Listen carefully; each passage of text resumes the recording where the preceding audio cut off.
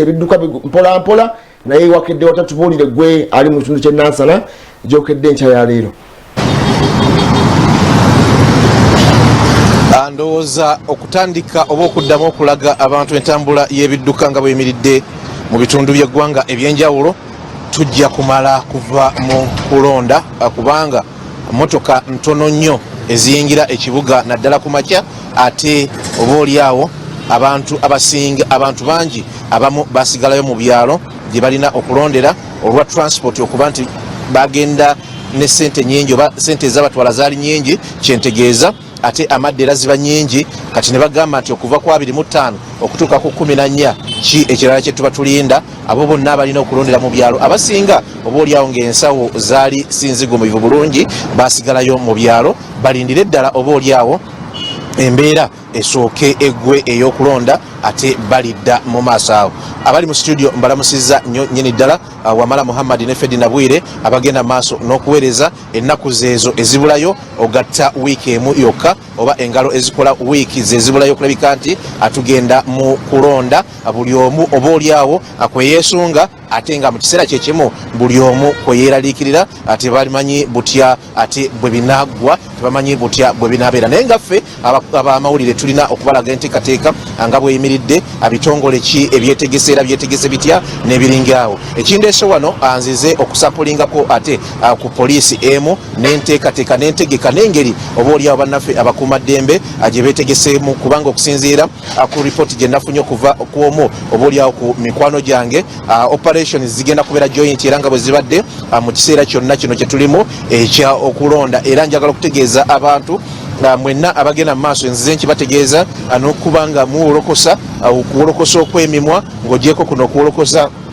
okwa social media njagala okubategeeza nti buli bantu abiri w'obalaba nga bayimiridde manya nti kuliko omu agenda maaso n'okulayika nti akubega byoyogera n'olwekyo tulina okubeera nga atwekuuma ku bigambo bye tufulumya ate nga ekyokubiri buli we tukuŋŋaanira abantu 100 oba 200 atubeera ne kamera egi egenda maaso n'okutulaba byonna bye tukola kyova olaba nti oba oliawo joint operations zino ezigenda maaso era ezikoleddwa bannaffe abali eNaggulu Command Center bakutte abantu bangi nga ekibakwasizza babadde balabibwa ku kamera nga bategeka oba nga boogera oba nga balina embeera poliisi gyegamba ekulembera oba oliawo okumenya amateeka ne babateeminga ne babakwata era bangi bali mu makomera mu kiseera kino bangi bali ku zipoliisi n'olwekyo obwegendereza mu kiseera kino kye tulimu bungi wali ewakiseka wokka oyinza okugamba nti abantu abasoba mu 100 be bagenze mu maaso nga bakwatibwa mu ebyo ebibiri byenkugambye kamera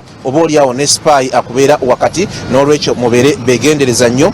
monitors n'abamonitoring ebigenda maaso ku command centers zonna ne command centers za poliisi ebifaananyi bino ebya kamera bisuutuukira nga tebinatuuka eri Naggulu buli muntu asula teyeebase tulina kubeera bubeezi bakkakkamu nga ogyeko ekyo poliisi n'amagye n'ebitongole ebirala byonna ebyokwerinda byetegese nga bwe bitetegekangako ku mulundi guno ku kulonda okw'omwaka guno olw'embeera nammwe mwennyini gye muze mulaba. Lwaki njogera bwentyo kugambye nti ngenda kusampulinga police station emu yokka ekiikire endala zonna mu ggwanga Uganda era nga yeno gye ndiko wano eye Nansana. Poliisi ez'enjawulo zigenze maaso n'okulayika nti ziweebwa ebikozesebwa nga bw'ogenda kugenda maaso n'okulaba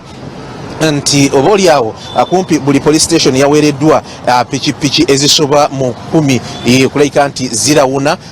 bakutambulirako abasirikale 2 oba kuomo buli we bawulidde kati ezo baziyita mpulidde kamenya buli we bawulidde oba oliawo embeera esajjuse evudde mu mbeera oba abalina embeera gye bagala okussaawo mu kitundu kyonna zino zituukayo era bazideployinga nga badeployinga oba oliawo 99 kubanga zino zo zisobola okutuuka mu bunyomero obuwerako ziyingira buli wamu ziyingira ne mikwesese n'olwekyo poliisi yaguze emmotoka eziwerako okulayika nti oba oliawo abeetegekera embeera eno gye tulimu si pikipiki zokka ezaguliddwa naye n'emmotoka z'akabangali n'emmotoka endala ezikolezesebwa oba oliawo mu mbeera ey'okukkakkanya obujagalalo n'okukuuma emirembe n'okumalawo obumenyi bw'amateeka nyingi ezaguliddwa kakati ekiri ku poliisi y'e Nansana okiraba nti pikipiki emu 2 3 4 5 6 7 8 9 10 nyingi eziri wano ate nga zonna mpya zateereddwa ku stations ez'enjawulo okulabika nti zikuwasaganya embeera yonna singa eba esajjuse kubanga kakati eneebeera nga advance team bwe batuukawo nga bayita bannaabwe aba 99 ng'ate bajja okulabika nti embeera abagikuwasaganya ate jjukira ku mulundi guno poliisi military wamu n'ebitongole bya security ebirala byonna bigenda kubanga bitambulira wamu ate nga temweyibaala oba tetweyibaala kugenda kuliko n'aba intelligence abatambulirako intelligence benkugambye omu ayimirira mu 10 oba mu 2 ababako bye boogera ate n'amanya ki ekiplaningibwa olaba bulabi muntu nga bamunonye gwe nga tomanyi ng'olowooza nti obadde oyogera ne munno ze zimu ku nteekateeka ze nategeddeko okuva mu bannange sources zange mu security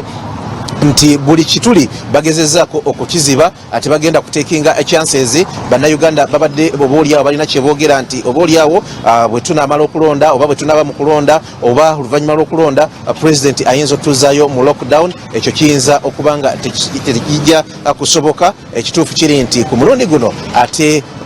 okwerinda kw'amaanyi nnyo bingi ebiteereddwawo okwawukana ne bwekyali mu 2016 kubanga 2016 tetwalina obaoliawo kamera zino ez'oku nguudo ate wali mbeera nnyo y'amaanyi Besigye bwe yali mu reesi eyo nga akomekereza olugendo lwe tewali mbeera nnyo y'amaanyi nnyo nga gyogenda maaso n'okulaba ku mulundi guno ate n'okwekalakaasa okwo kwaliwo emyezi egiyise ate kwabawa obaoliawo ekyokuyiga kingi nga buli kimu ku mulundi guno tebalina kitekinga for granted enteekateeka mu security enteekateeka mu poliisi yeeyo gye tubasampulingiddeko na butya obaoliawo ebintu bwe bikolamu fene tusigala kubategeeza butegeeza nti wonna wooli ng'oyogera mu bantu abangi weewale okwogera ebigambo ebisasamaza ate ojja kwesanga nga naawe okwatiddwa naye nga weebuuza ani yabaddewo ani yampulidde babitegedde batya naye nga ekituufu kiri nti babitegedde poliisi omulimu gwo egenda maaso n'ogukola era mabega wange olaba ebipiira ebiriwo ebipiira ebyo ebiri awo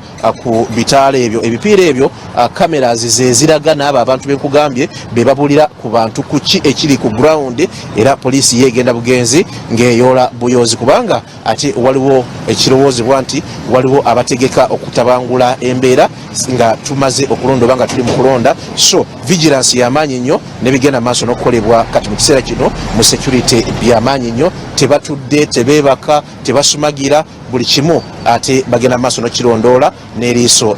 George Muhammad Wamala Fedi Nabwere n'abatulaba embeera mu ggwanga Uganda bwetyo ffe tweyama tujja batusangako ate update ku update paka obaoliawo we tulimalira ddala okulonda kwonna okusembayo ng'ennaku z'omwezi 4 omwezi ogwa Feb omuzindaalo ngubaddiza era neeyongeddeyo.